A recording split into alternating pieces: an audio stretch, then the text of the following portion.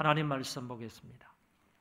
사도행전 6장 1절부터 15절인데 7절까지만 읽어드리겠습니다.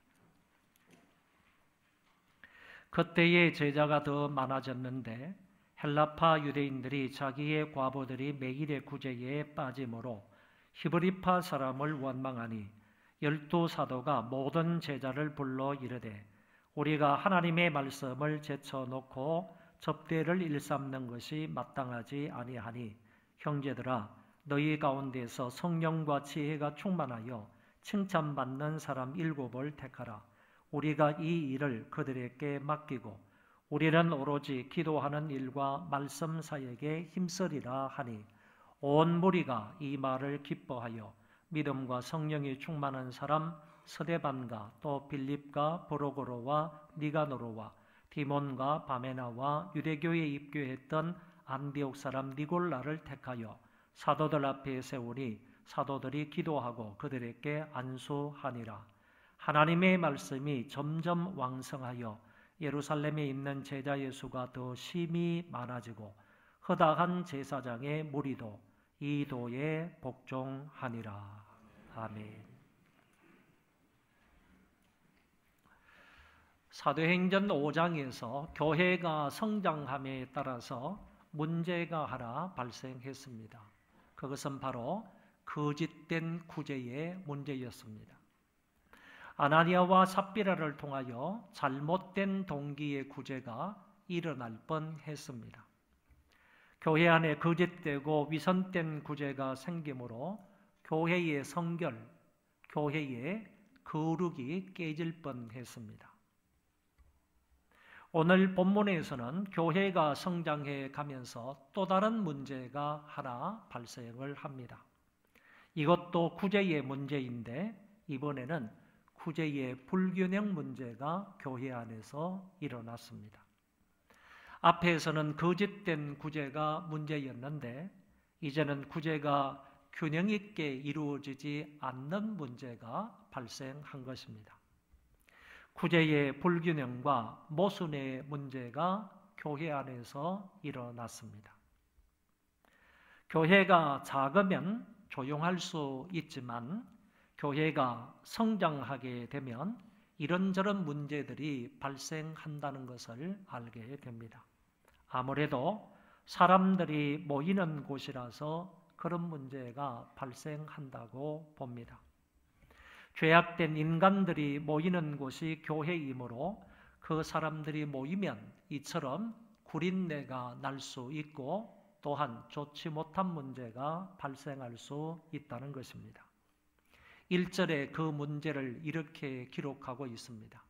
그때의 제자가 더 많아졌는데 헬라파 유대인들이 자기의 과부들이 매일의 구제에 빠짐으로 히브리파 사람을 원망하니. 여기에 제자가 더 많아졌다는 말에서 이 제자는 12제자를 말하는 것이 아니고 믿는 사람들을 가리켜 제자라고 말했습니다. 그런 제자들이 예루살렘 교회에 더욱더 많아졌다는 이야기입니다. 그런데 헬라파 유대인들이 자기의 과부들이 매일 구제에 빠짐으로 히브리파 사람을 원망하게 되었다고 했습니다.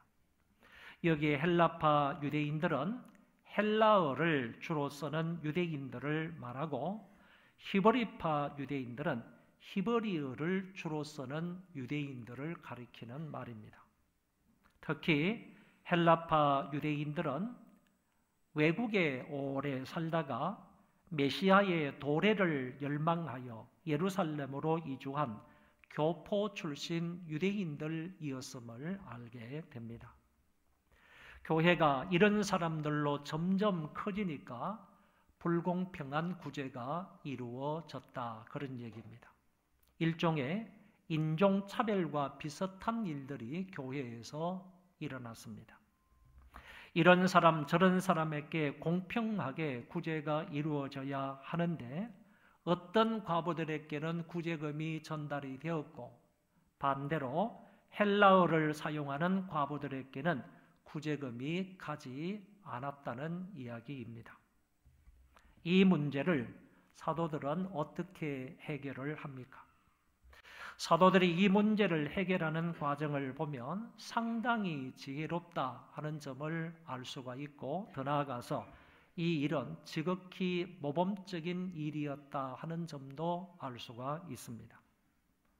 먼저 12사도가 모든 제자들을 불러놓고 이렇게 말합니다. 우리가 하나님의 말씀을 제쳐놓고 접대를 일삼는 것이 마땅하지 아니하다. 사도들은 이 문제가 누구로부터 왔는지 그 책임자를 문책하지 않았습니다. 누가 헬라파 과부들에게 구제를 하지 않았느냐? 왜 이런 소리를 우리가 들어야 하느냐? 이런 말로 그 사람들을 책망하지 않았다는 것입니다. 대신 우리도 구제하는 이 일에 가담하여 열심히 구제를 했는데, 해보니까 하나님의 말씀을 전하는 일이 소홀하게 되었다라고 이야기를 하는 것입니다. 즉, 구제하는 일에 전념하다 보니까 하나님의 말씀을 전하고 하나님의 말씀을 가르치는 일이 소홀하게 되었다는 이야기입니다. 그래서 사도들이 문제 해결의 방안을 제시하게 됩니다. 형제들아, 너희 가운데에서 성령과 지혜가 충만하여 칭찬받는 사람 7을 택하라. 우리가 이 일을 그들에게 맡기고 우리는 오로지 기도하는 일과 말씀 사역에 힘쓰리라. 다시 말하면 집사를 세워서 구제하는 일은 그 사람들에게 맡기자라는 안을 내놓은 것입니다. 여기서 집사라는 말이 직접적으로 나오지는 않지만 앞에 접대라는 말과 사도행전 21장 8절에 보면 이 사건을 가리켜서 7 집사라는 말을 사용하고 있기 때문에 이곳에 있는 7 사람은 7 집사라고 말할 수 있겠습니다. 집사들을 세워서 구제하는 일을 그들에게 맡기고 구제의 불균형 문제를 해결하자는 것입니다.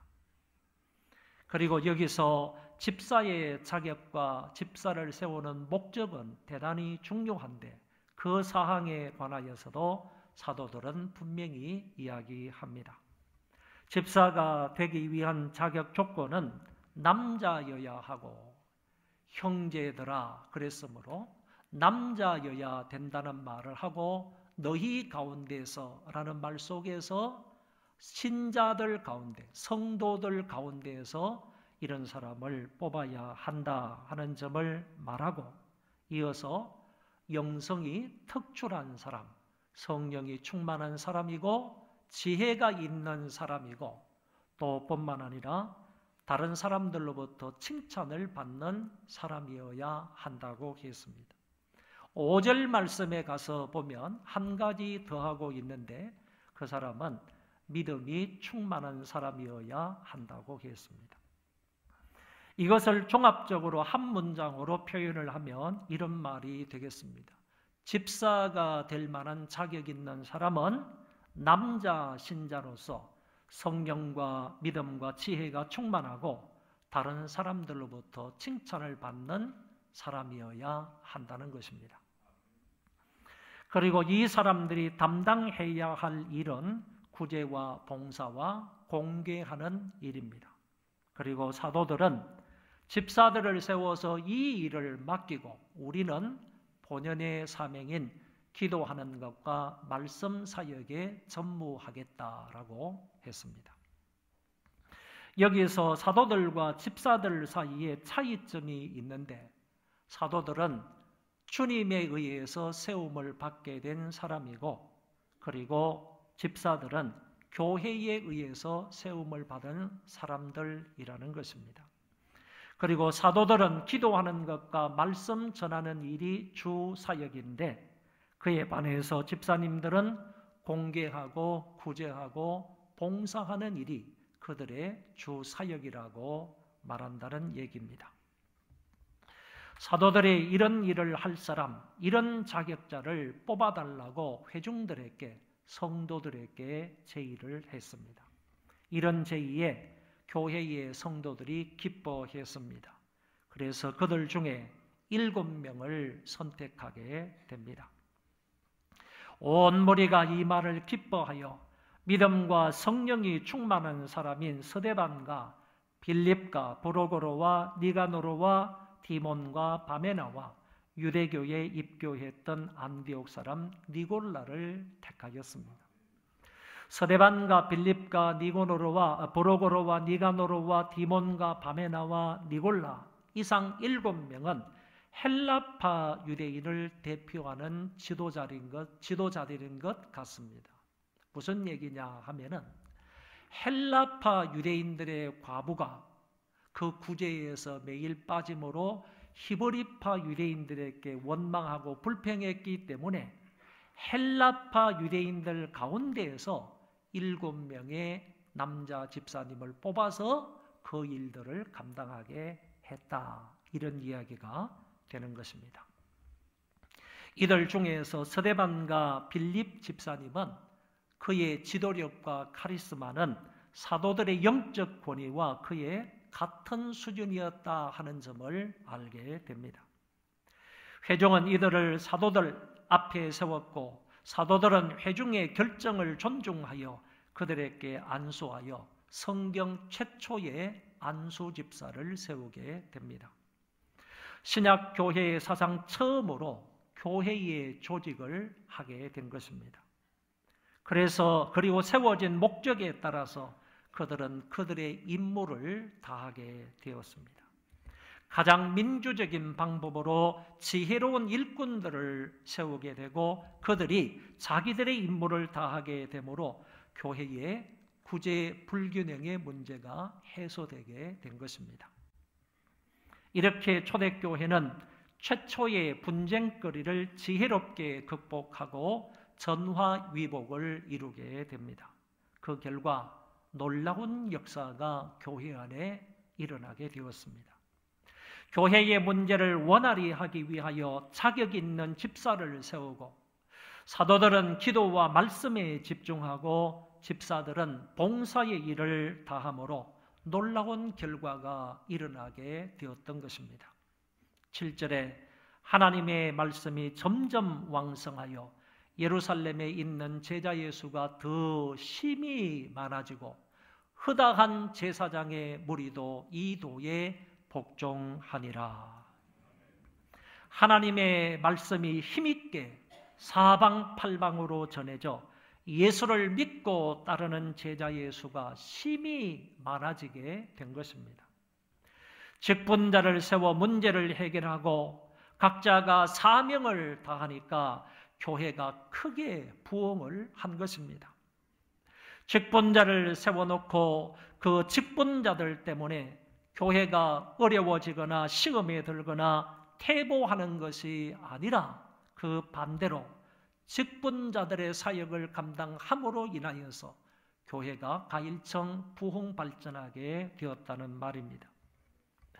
오히려 세워진 그 직분자들 때문에 복음이 확산이 되었습니다. 그리고 그것으로 인하여서 많은 믿는 사람들이 생겨나게 되었던 것입니다. 더 놀라운 것은 허다한 제사장의 무리도 이 도에 복종했다고 말씀합니다. 제사장들이 하나님의 말씀에 순종했다는 것입니다. 제사장들이 예수 그리스도의 십자가와 부활을 믿음으로 그들도 하나님의 자녀가 되었다는 말입니다. 제사장은 유대교의 종교 지도자들입니다. 그런 자들이 하나님의 말씀에 복종했다는 것은 제사장들이 유대교의 성전을 버리고 성전을 이탈했다는 그런 의미입니다. 이것은 유대교의 성전 중심의 체제가 서서히 무너지고 있다는 증거가 됩니다. 당시 예루살렘에 살고 있는 제사장의 수만도 18,000여 명이나 되었다고 하는데 그 18,000명 가운데에서 적어도 몇천 명 정도는 교회로 돌아와서 하나님을 믿는, 예수 그리스도를 믿는 예수 그리스도의 제자들이 되었다는 말입니다. 오늘날에도 여전히 복음은 이런 방식으로 퍼져 나가는 것입니다. 과거에 그랬던 것처럼 현재의 우리 교회도 말씀이 왕성하여 제자의 수가 더 많아지기를 바라며 각계각층의 사람이 하나님 앞으로 돌아오는 역사가 있기를 바랍니다. 이어지는 8절부터 15절까지의 말씀에서는 스데반의 활동과 이로 인해 박해가 더 심해지는 모습을 볼 수 있습니다. 스데반은 7 집사님 중에 한 사람입니다. 그리고 사도들처럼 말씀을 전하기도 합니다. 7장에서는 유명한 스데반의 설교가 나타나기도 합니다. 그는 은혜와 권능이 충만했던 사람이고 그것으로 인하여 이적과 표적을 행하기도 한 사람입니다. 사도가 아닌 자들 중에 제일 첫 번째로 이적을 행한 사람이 스데반이고 사도가 아님에도 불구하고 첫 번째로 대중 앞에서 유명한 설교를 한 사람이 스데반이었습니다. 조금 뒤에는 최초의 선교자로 기록되기도 합니다. 이런 스데반과 논쟁을 벌이는 사람들이 있었습니다. 성경을 보면 이른바 자유민들을 리버티노라고 하는데 헬라 원문에는 리버티누스라고 합니다. 이른바 자유민들, 리버티노들이 즉 구레네인, 알렉산드리아인 킬리기아와 아시아에서 온 사람들이 회당에서 어떤 자들이 일어나 스데반과 더불어 논쟁을 했다. 이렇게 말하고 있습니다. 여러분, 이 리버티노들에 대해서 우리가 잠깐 생각을 해보아야 할 일이 있습니다. 이 사람들은 외국 생활을 오래 하다가 그리스도께서 재림하시면 예루살렘 성전 쪽에 재림을 하신다. 이런 믿음과 생각을 가지고 있었기 때문에 외국에 흩어져 살던 이 리버티노들이 노예였다가 자유함을 입은 사람들을 가리켜서 리버티노, 자유민들이라고 하는 거죠. 이 사람들이 예루살렘에서 가까운 곳에서 우리가 있다가 그리스도의 재림을 맞이해야 한다. 이런 신앙과 이런 마음을 가지고 외국에 흩어져 있던 이 리버티노들이 예루살렘에 찾아온 겁니다.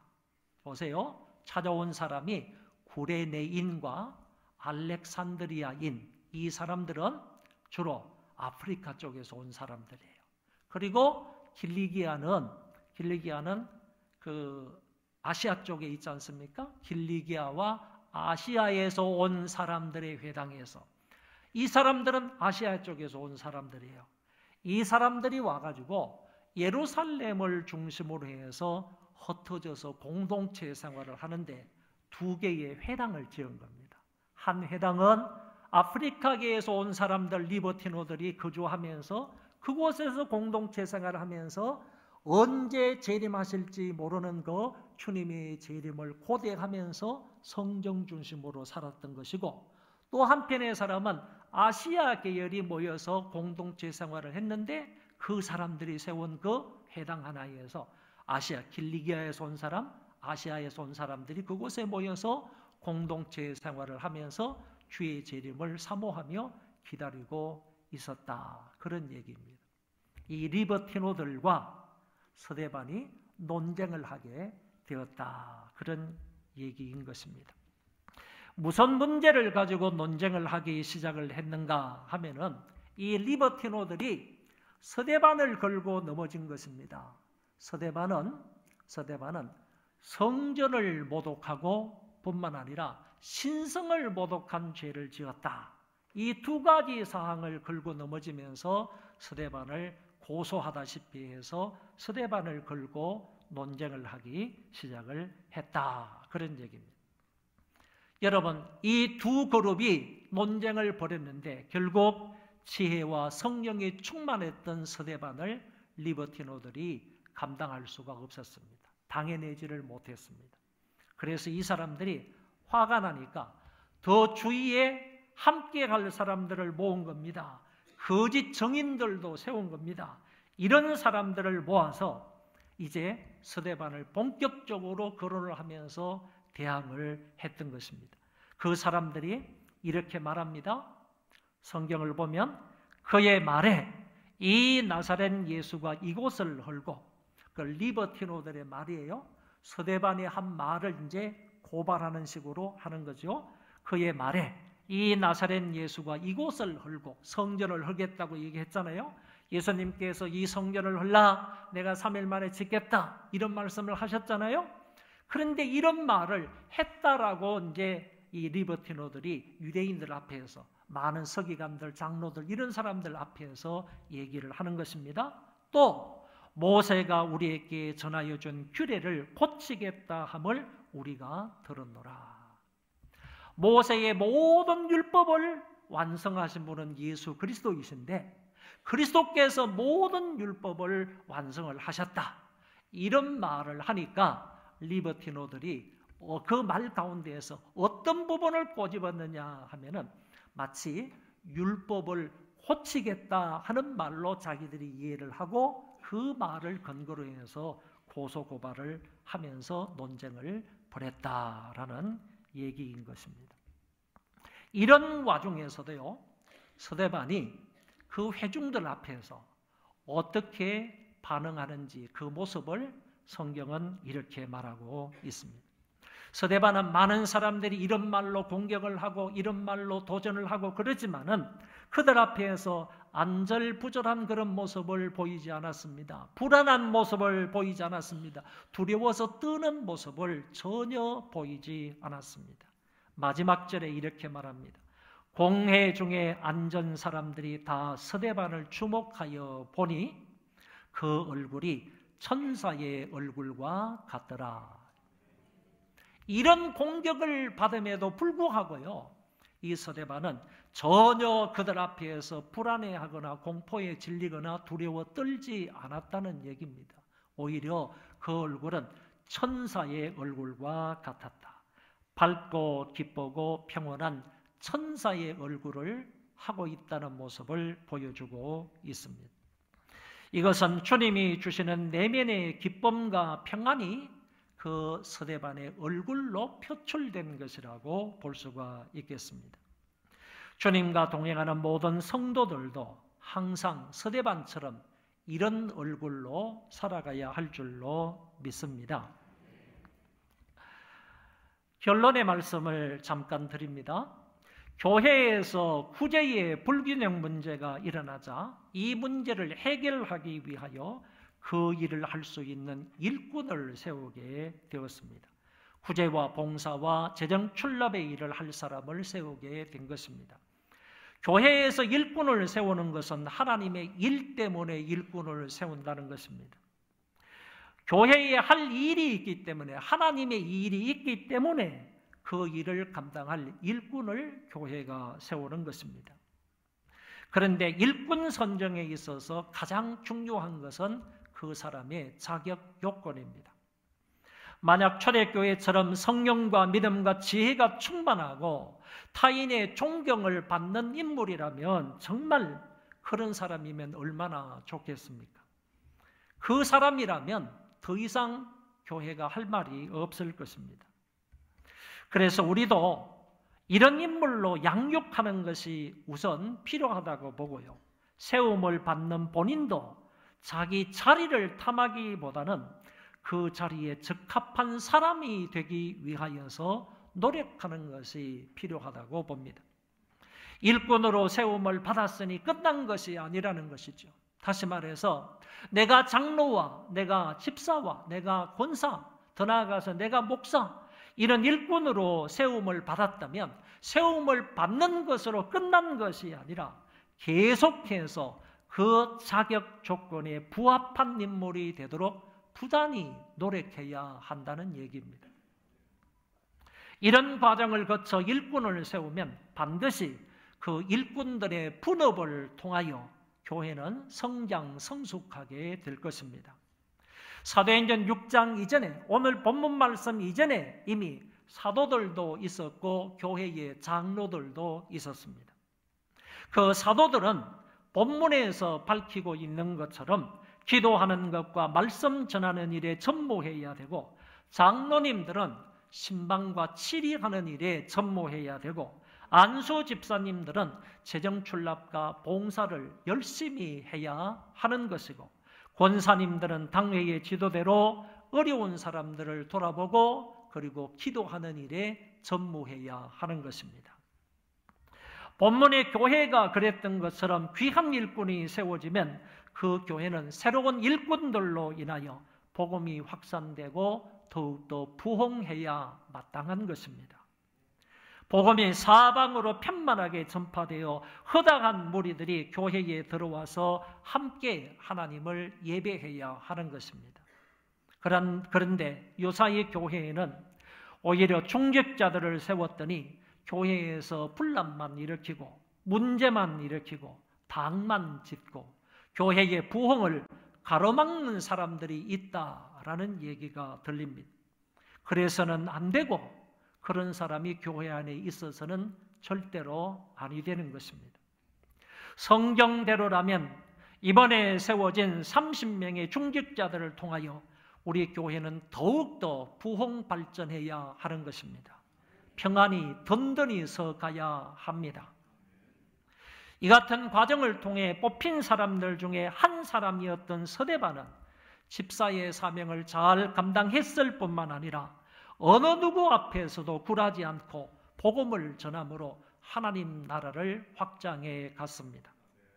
거짓 정인들의 모함에도 불구하고 종교 지도자들의 그릇된 판단과 공격 앞에서도 그는 꿋꿋이 복음 전달자로서의 사명을 감당했습니다. 상황은 초조하고 불안하고 두렵고 위험하지만 그곳에서도 천사의 얼굴로 평안을 유지하며 멋지게 하나님의 일을 감당했던 것입니다. 그러나 누가가 강조하고 있는 것은 서대반의 용기가 아니라 그의 삶 가운데 함께 하셨던 하나님의 역사, 성령님의 역사입니다. 우리도 날마다 성령님의 온전한 통치 속에서 살아가는 자들이 되시기 바랍니다. 성령님의 통치, 성령님의 다스림, 성령님의 인도함 가운데서 맡겨진 사명을 잘 감당할 수 있는 우리 모두가 되시기를 바랍니다.